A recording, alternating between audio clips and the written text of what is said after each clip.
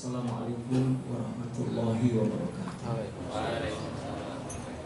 Alhamdulillahirabbil alamin wassalatu wassalamu ala sayyidina Muhammadin wa ala alihi wa ashabihi wa man tabi'ahum bi ihsanin ila yaumiddin, amma ba'du. Subhanaka la ilma lana illa ma 'allamtana innaka antal alimul hakim. Ikhwatul iman, jamaah salat zuhur yang dimuliakan oleh Allah Subhanahu wa taala. Kita senantiasa bersyukur kepada Allah atas segala nikmatnya.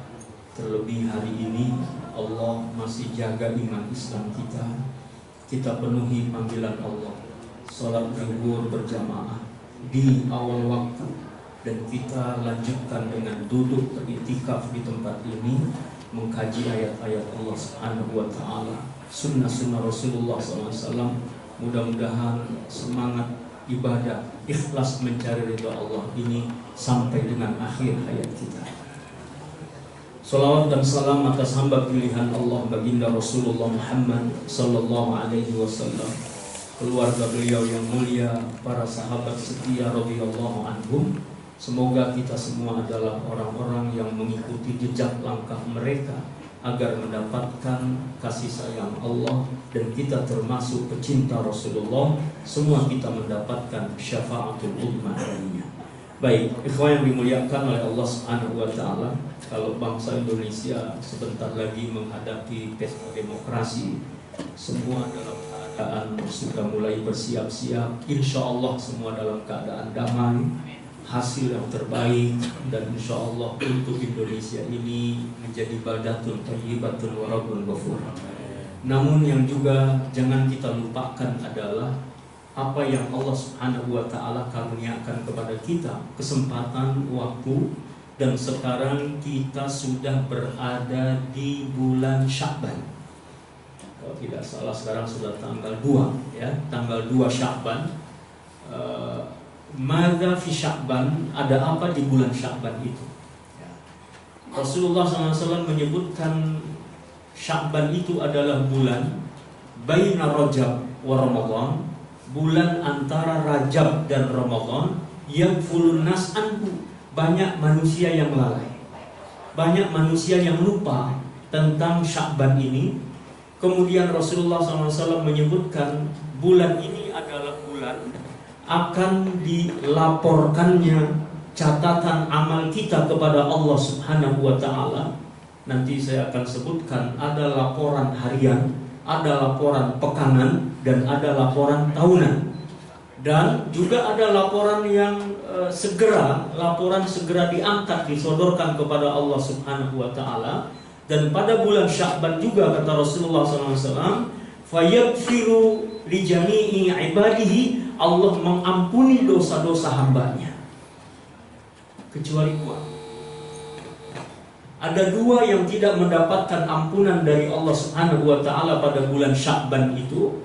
Yang pertama adalah musyrikin, orang yang masih melakukan kesyirikan, menyekutukan Allah, menjadikan hidupnya bertumpu kepada selain Allah, harapan-harapannya kepada selain Allah. Yang musyrik ini tidak mendapatkan ampunan Allah di bulan Sya'ban.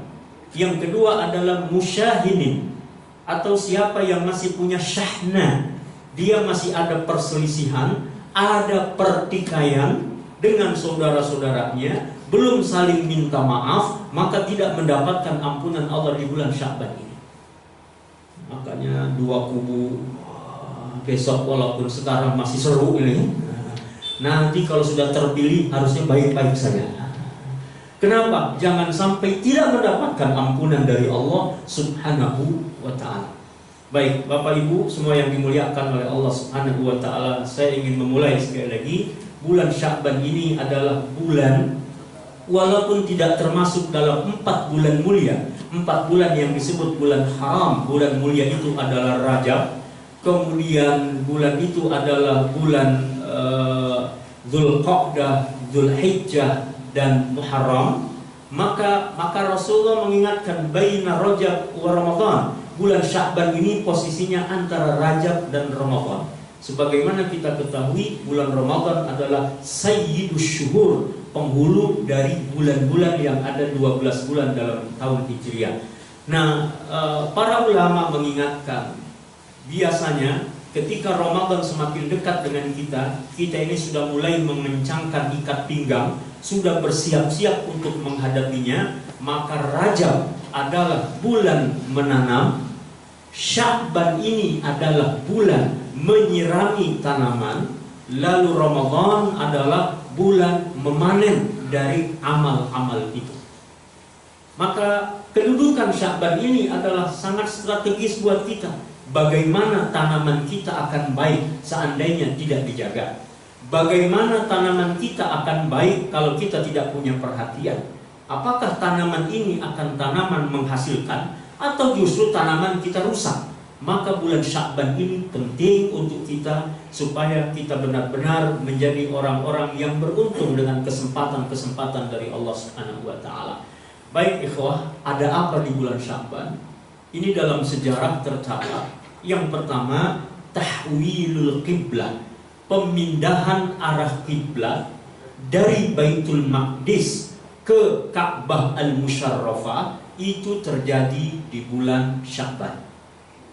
Ya, terjadi di bulan Sya'ban. Dulu Rasulullah SAW dan para sahabat 17 bulan 3 hari sholatnya menghadap ke Baitul Maqdis, Palestina.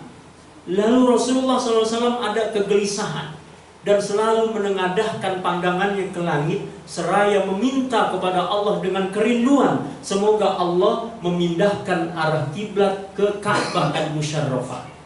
Di antaranya mengapa? Karena orang-orang Yahudi mengatakan, lihat, Muhammad menyelisihi agama kita, tapi kiblatnya sama dengan kita. Kiblatnya ke Baitul Maqdis. Maka ini menjadi kerinduan Rasulullah SAW agar kiblat ini berpindah. Maka Bapak Ibu yang dimuliakan oleh Allah, kalau kita berangkat ke kota suci Madinah Al-Munawwarah, kita akan mengunjungi ada masjid namanya Masjid Qiblatain, Masjid dua kiblat.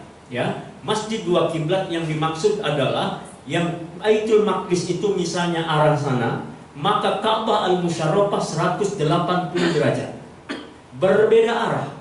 Dulu ketika sholat asar, Rasulullah SAW masih menghadap sana. 2 rakaat turunlah ayat Al-Quran, surah Al-Baqarah ayat 144. Qad nara taqalluba wajhika fis sama, falanuwalliyannaka qiblatan tardaha. Kami menyaksikan engkau, kata Allah, dalam keadaan menghadapkan wajahmu ke langit. Dan maka kemudian kata Allah, kami palingkan darimu, kami palingkan kiblat itu akhirnya menuju Ka'bah Al-Musyarrafah. Jadi Bapak Ibu yang dimuliakan oleh Allah Subhanahu wa taala, ayat ini sekaligus menjawab dalam surah Ad-Duha sebagai jawaban Allah terhadap orang-orang kufar Quraisy yang mengatakan suatu saat sudah ada beberapa hari ayat Al-Quran tidak turun, sampai mereka menghina Nabi begini, oh lihat Muhammad sudah ditinggalkan oleh Tuhannya. Buktinya apa? Ayat Al-Quran tidak turun lagi. Karena pernah terjadi dalam beberapa hari itu ayat Al-Quran yang turun dari Allah Subhanahu wa taala kepada baginda Rasulullah SAW, ada jeda beberapa hari tidak turun. Ini menjadi celah buat mereka mengatakan Muhammad sudah ditinggalkan Tuhannya, buktinya Qurannya tidak turun lagi. Dijawab oleh Allah dalam Al-Quran surah Ad-Duha. InsyaAllah kita hafal semua. A'udzubillahi minasyaitonirrajim. Bismillahirrahmanirrahim. Wad-duha wal-laili idza saja, ma wadda'aka rabbuka wa ma qala, walal akhiratu khairul laka minal ula, walasawfa yu'tika rabbuka fatarda, alam yajidka yatiman fa'awa, wa wajadaka dhallan fahada, wa wajadaka ailan fa'agna, fa'ammal yatima fala taqhar, wa ammas sa'ila fala tanhar, wa amma bi ni'mati rabbika fahaddits. Allahu Akbar. Dijawab oleh Allah. Allah tidak meninggalkan Nabi Muhammad, tidak dibiarkan, tidak dicueki. Kenapa? Kata Allah, walal akhiratu khairul laka minal ula. Kesudahan nanti lebih baik daripada sekarang. Wala sawfa yu'tika rabbuka fatarda. Kata Allah, kami akan memberi kepadamu fatarda, yang membuat engkau senang. Maka pemindahan arah kiblat dari Baitul Maqdis Palestina ke Ka'bah Al-Musyarrafah Makkah Al-Mukarramah adalah bagian dari Allah membuktikan wala sawfa yu'tika rabbuka fatarda. Apa yang diinginkan Nabi Muhammad SAW diwujudkan oleh Allah Subhanahu wa taala. Baik, ini yang pertama, ikhwan. Jadi pada bulan Sya'ban ini ada tahwilul qiblat. Dan insya Allah kiblat ini sampai dengan hari kiamat nanti. Yang kedua, ada yang namanya raf'ul a'mal ilallah. Pada bulan Sya'ban ini diangkatlah catatan amal kita kepada Allah Subhanahu wa taala. Nah, kapan saja amal-amal kita dilaporkan kepada Allah, diangkat kepada Allah, ada yang namanya fauri, ya. Fauri ini artinya segera diangkat oleh Allah. Diangkat kepada Allah kapan? Ini terjadi di waktu zuhur. Di waktu zuhur ini, sebagaimana Rasulullah Shallallahu Alaihi Wasallam, beliau itu kalau melaksanakan sunnah qobliyah zuhur, beliau laksanakan 4 rakaat. Ya, 4 rakaat. Kemudian ketika ditanya Rasulullah SAW, ada apa memangnya di waktu zuhur itu? Maka Rasulullah mengatakan, futihat abwabus sama. Allah membuka pintu-pintu langit pada waktu zuhur. Maka aku ingin saat itu diangkat amalku, aku dalam keadaan beramal saleh. Lalu seorang sahabat Ayyub Al-Ansari. Sahabat Ayyub Al-Ansari adalah sahabat yang berusia panjang lebih dari 80 tahun. Tapi Masya Allah, sahabat Ayyub Al-Ansari ini ketika Rasulullah mengatakan la tuftahannal Konstantinia, nanti pasti Konstantinopel akan ditaklukkan oleh umat Islam. Ni'mal amir amiruha wala ni'mal jaish dalikal jaish. Pemimpin penaklukan itu adalah pemimpin terbaik. Tercatatlah Muhammad Al-Fatih yang masih dalam usia belia, tapi beliau mampu memimpin pasukan. Orang terbaik. Wa ni'mal jaish dalikal jaish. Dan pasukan terbaik adalah pasukan yang ikut dalam penaklukan Konstantinopel itu. Maka ikhwan yang dimuliakan oleh Allah, sahabat Abu Ayyub Al-Ansari, walaupun usianya tidak muda lagi, beliau ikut datang ke Konstantinopel untuk penaklukan. Dan sekarang kalau kita berangkat ke Turki, kita akan menyaksikan berziarah ke makamnya sahabat Ayyub Al-Ansari, yang dia ingin di akhir hayatnya tercatat sebagai bagian kelompok orang terbaik. Orang yang kata Rasulullah SAW adalah sampai ikut penaklukan Konstantinopel. Maka ikhwan yang dimuliakan oleh Allah Subhanahu wa taala, sahabat Ayyub Al-Ansari mengatakan, Rasulullah SAW melaksanakan sholat qobliyah zuhur 4 rakaat, tidak dengan 1 salam, tapi 2 salam. 2 rakaat salam, 2 rakaat salam. 4 rakaat qobliyah zuhur. Maka pada saat itu sekali lagi ketika dikumandangkan adzan zuhur, maka futihat abwabus sama, Allah membuka pintu-pintu langit. Kalau kita berdoa, doa kita insya Allah diijabah oleh Allah.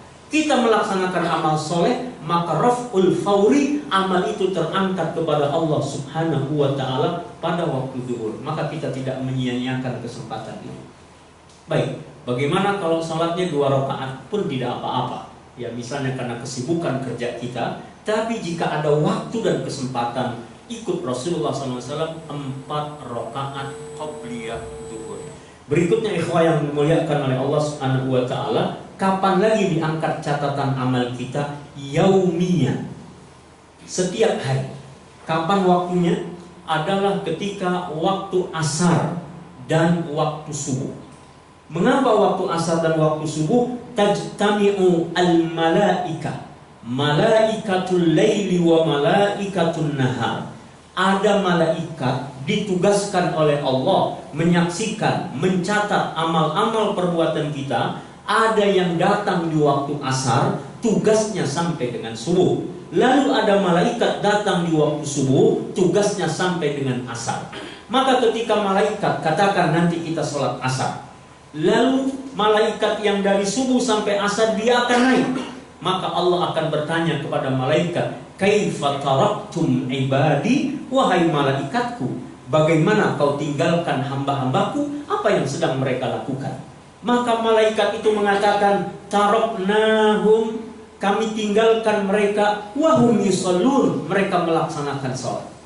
Lalu malaikat yang datang di waktu asar itu, mereka mengatakan lagi, wa atainahum wahum yusallun, dan kami saat kami datangi mereka, mereka dalam melaksanakan sholat.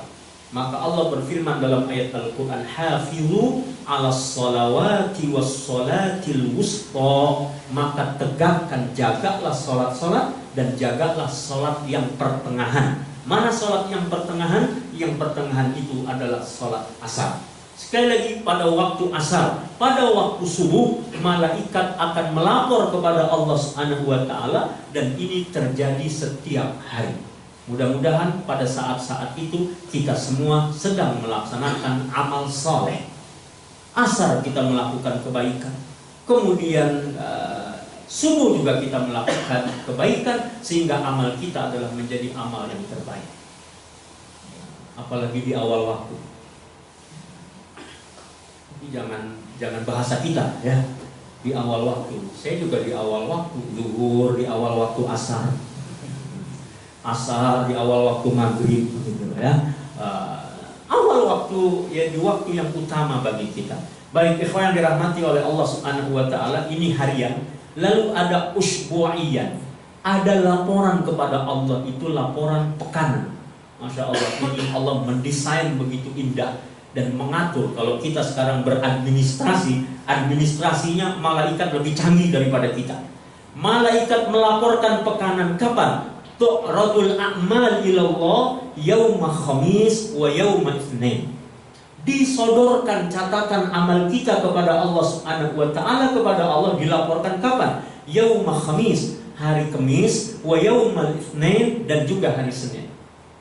Maka ketika Rasulullah SAW ditanya, kenapa Rasulullah SAW puasa di hari Senin? Karena aku dilahirkan pada hari Senin. Wulitu fi yaumil itsnain.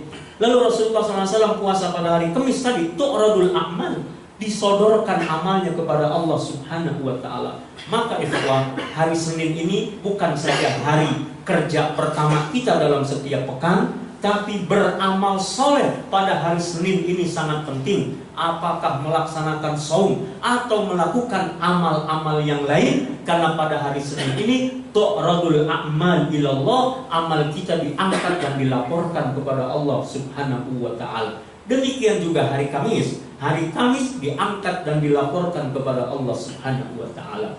Lalu ikhwah yang dimuliakan oleh Allah Subhanahu wa Ta'ala, yang berikutnya adalah sanawiyan. Setiap tahun amalan kita juga dilaporkan. Jadi ada laporan tahunan.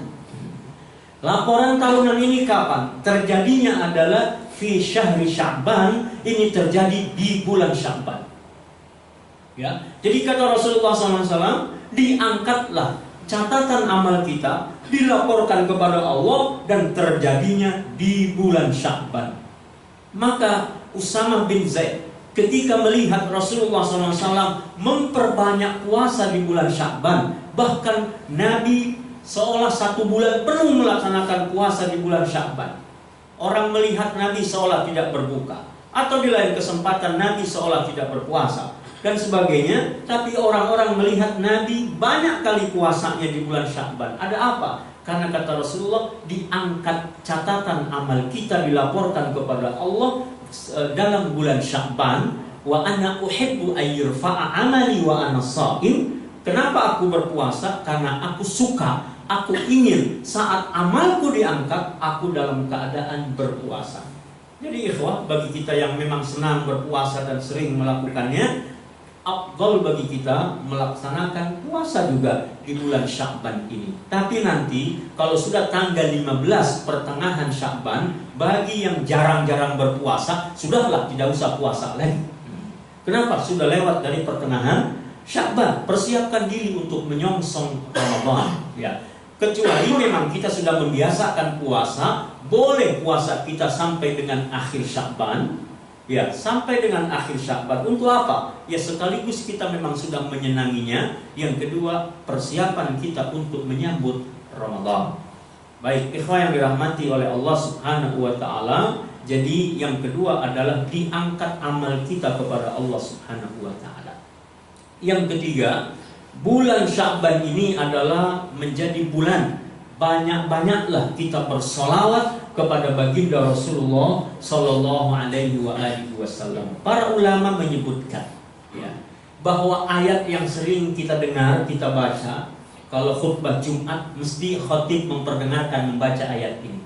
Innallaha wa malaikatahu yusalluna 'alan nabi ya ayyuhalladzina amanu sallu 'alaihi wa sallimu taslima. Innallaha, sesungguhnya Allah, wa malaikatahu, dan para malaikat, yusalluna 'alan nabi, mereka bersolawat kepada Nabi sallallahu alaihi wasallam. Ya ayyuhalladzina amanu, wahai orang-orang yang beriman, kata Allah, sallu alaihi, hendaklah kalian bersolawat, wasallimu taslima, dan kau mengucapkan salam kepada baginda Rasulullah sallallahu alaihi wasallam. Dan ingat ikhwah, dalam hadis lain Rasulullah mengingatkan al-bakhil.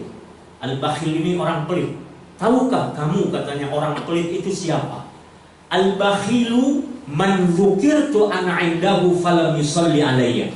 Orang bakhil adalah orang pelit itu, kata Nabi. Ini Nabi yang mendefinisikan. Orang pelit itu adalah man dzukirtu ana 'indahu. Seandainya namaku disebutkan, dia mendengar disebutkan Nabi Rasulullah Muhammad, falam yusalli alayya, dia tidak bersolawat kepada aku.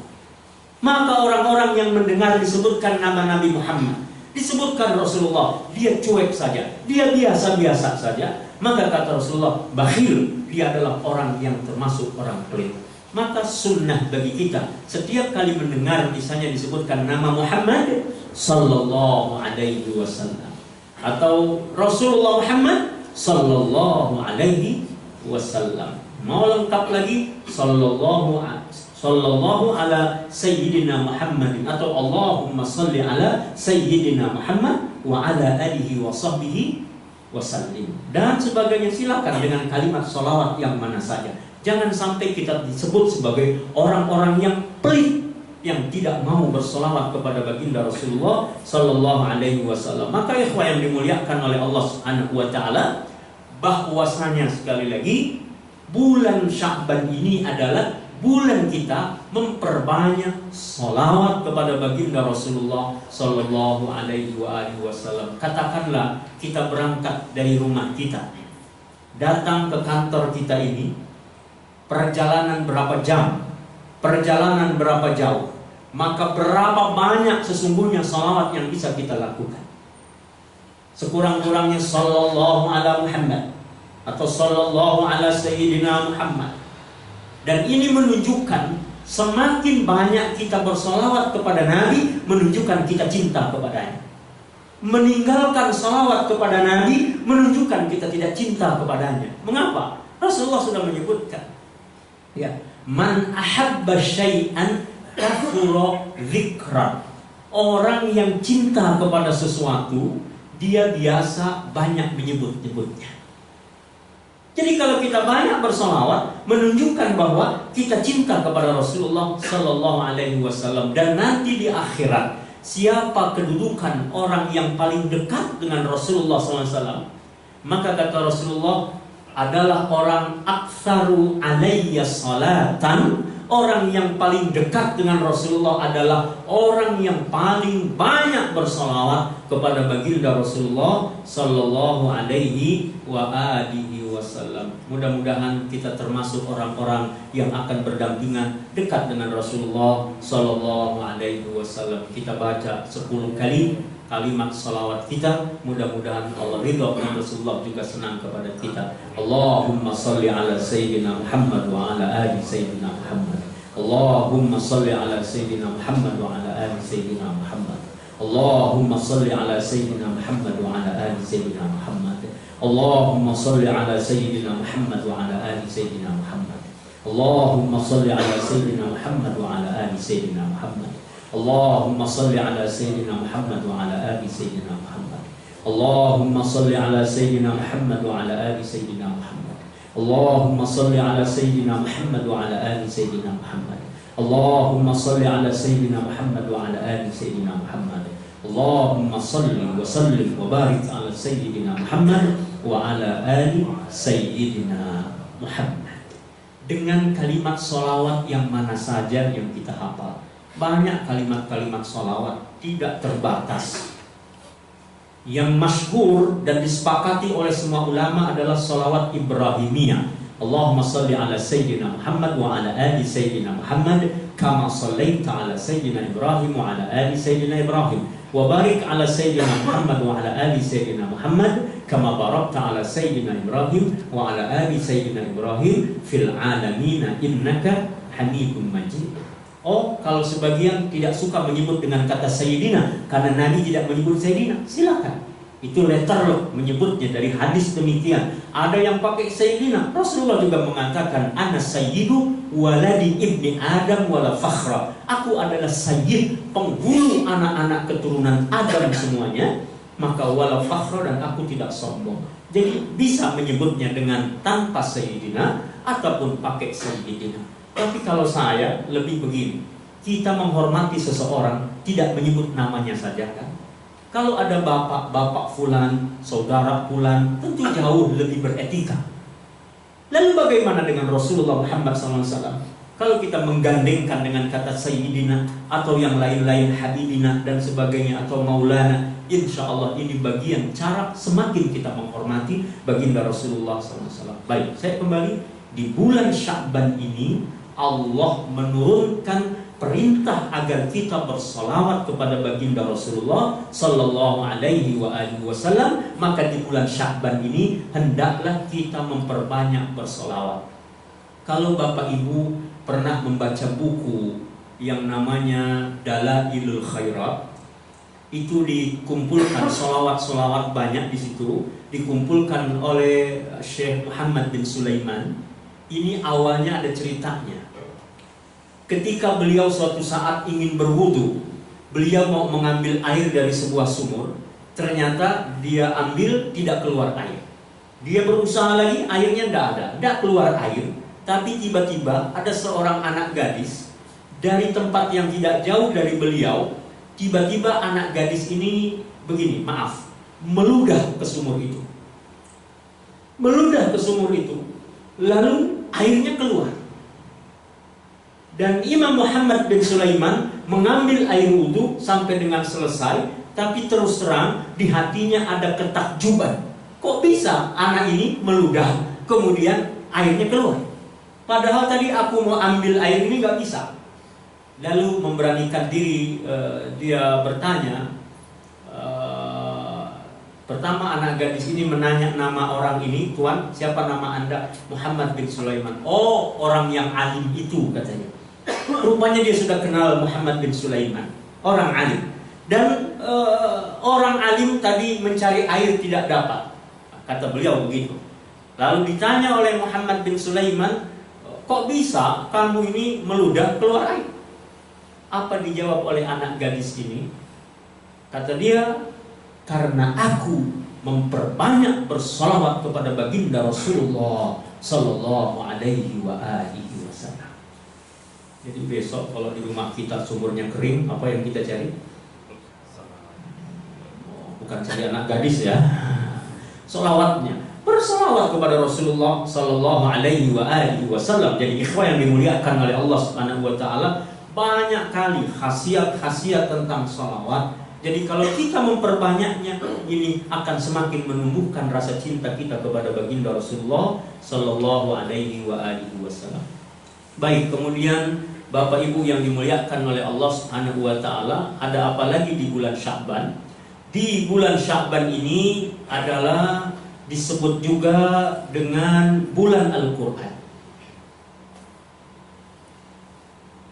Di bulan Ramadan pahala berlipat-lipat. Tapi di bulan Sya'ban ini juga tetap kebaikan itu banyak.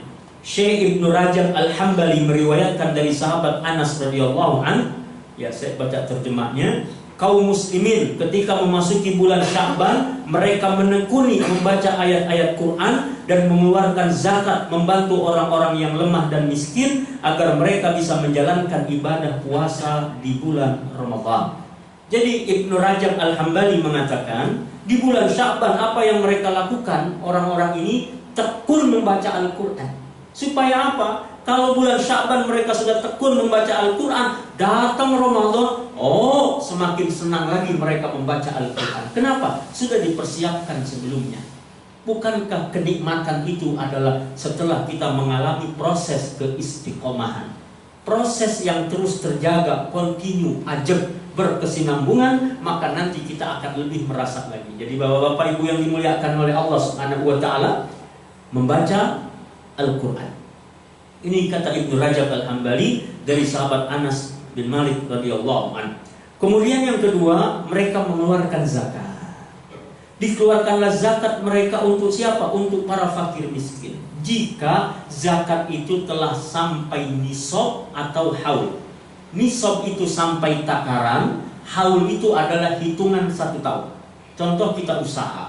Kalau usahanya memang di bulan Sya'ban kita mulai, maka hitungan lagi sampai dengan bulan Sya'ban. Jadi tidak ada zakat itu dikumpulkan karena Ramadan. Menunggu datangnya Ramadan baru menaikkan zakat. Tidak. Zakat ini kapan perhitungannya dan kapan sampai takarannya. Tapi mereka pada waktu itu, kata Ibnu Rajab, mereka senang di bulan Sya'ban mereka mengeluarkan zakat untuk apa? Sehingga para fakir miskin mereka sehat-sehat dan mereka punya perbekalan untuk juga menikmati ibadah Ramadan. Kalau ngasihnya baru Ramadan mungkin sakit duluan. Kalau ngasihnya baru nunggu Ramadan saja, mungkin mereka juga ada persiapan-persiapan yang lain. Maka buatlah orang-orang miskin menjadi senang, supaya dengan datangnya Ramadan, dengan apa? Kita memberikan zakat, sedekah atau yang lainnya kepada orang-orang miskin atau orang-orang yang lemah di antara kita. Maka ikhwah yang dimuliakan oleh Allah, Sya'ban ini juga bulan Al-Quran. Dan berikutnya ikhwah yang dirahmati oleh Allah Subhanahu wa taala, pada bulan Sya'ban ada satu malam yang istimewa, yaitu malam nisfu Sya'ban. Nisfu artinya pertengahan Sya'ban, bulan Sya'ban. Nisfu Sya'ban adalah pertengahan bulan Sya'ban. Insya Allah kalau tidak meleset jatuhnya tanggal 20 bulan ini, tanggal 20 April. Jadi malam 21 itu adalah malam nisfu Sya'ban, malam pertengahan bulan Sya'ban. Imam Asy-Syafi'i rahimahullah menyampaikan ada 5 malam yang malam ini istimewa, doa kita tidak ditolak oleh Allah Subhanahu wa taala, maka gunakan malam ini, hidupkan malam ini dengan kebaikan-kebaikan yang banyak. 1, malam Jumat. Ya. Malam Jumat adalah malam yang istimewa buat kita. Cuma dulu salahnya ditakut-takutin. Kalau malam Jumat serem. Ya. Jin pada gentayangan, yang dikubur pada bangkit. Nah, ini persepsi dulu. Padahal malam Jumat adalah malam yang indah. Kita melakukan kebaikan yang banyak dan doa kita mustajab. Lalu yang kedua adalah malam, yaitu malam awal bulan Rajab. Ketika memasuki awal bulan Rajab, itu juga saat-saat yang indah, saat-saat yang istimewa. Yang ketiga adalah malam Id, malam Idul Fitri. Yang berikutnya malam Idul Adha. Cuma sayangnya kita kebalik. Malam Idul Fitri sama malam Idul Adha sudah mulai meninggalkan amalan-amalan. Kenapa? Sibuk untuk besok mau Lebaran. Kadang-kadang anak-anak diperintahkan oleh orang tuanya, ayo nak tidur. Malam ini cepat tidur. Kenapa? Supaya besok sholat Id. supaya besok kita bisa lebaran, supaya kita pakaian baru. Padahal dalam Islam seharusnya adalah malam itu digunakan menikmati ibadah sebaik-baiknya, dan malam itu malam kebaikan yang penuh hikmah, dan malam itu menjadi doa mustajab untuk kita. Malam Idul Fitri atau juga Idul Adha. Lalu yang terakhir, malam yang kelima adalah malam pertengahan bulan Sya'ban. Maka pada malam itu malam yang penuh hikmah. Kalau di daerah-daerah masih ada ba'da maghrib baca yasin 3 kali balik, boleh nggak baca yasin? Loh, baca yasin, baca Al-Quran, tawassul dengan amal soleh baca Quran, disilakan. Kalaupun mau baca surat-surat yang lain, silakan. Kalaupun tidak membaca ayat-ayat Quran, mau melaksanakan amal-amalan yang lain, juga tidak dipersalahkan.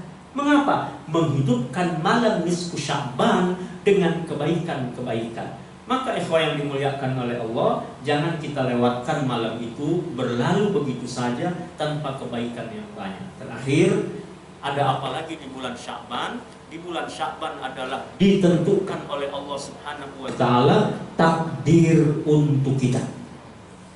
Takdir kita ini ditentukan juga di bulan Sya'ban.